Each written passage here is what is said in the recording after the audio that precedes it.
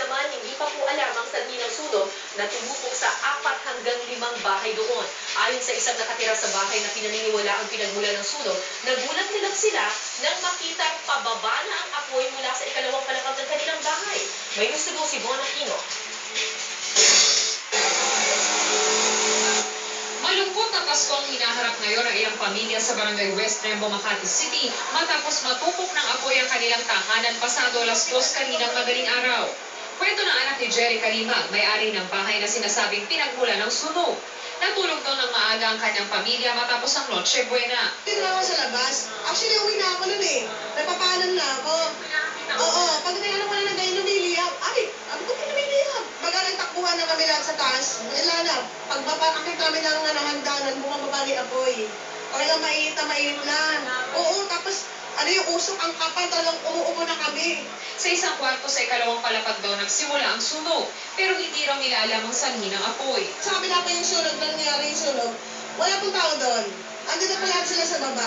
Opo, wala po. Pero dito sa kabilang kwarto, yung pamangkin ko po natutulog na. Tapos pag dito sa baba, sa lapad, dito sa baba, natutulog yung mother ko. Nakatulog na rin yung husband ko doon, tsaka isang anak ko, tsaka isang pamangkin ko. Eh, syempre po malungkot. Malungkot po kasi syempre sa dami ng araw. O ay Christmas Eve pa, di ba? Ayon sa BFP, nasa 4 hanggang 5 bahay ang tinupok ng sunog na umabot sa ikatlong alarma.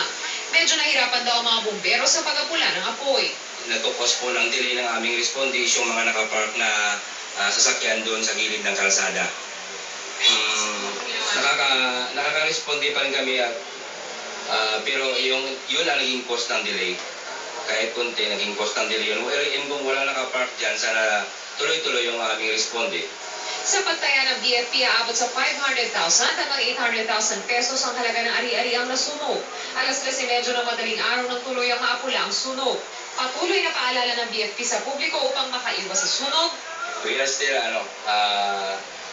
encouraging the public to take extra safety measure doon po sa kanilang household activities regarding po sa pag-unplug ng mga appliances na hindi na po ginagamit.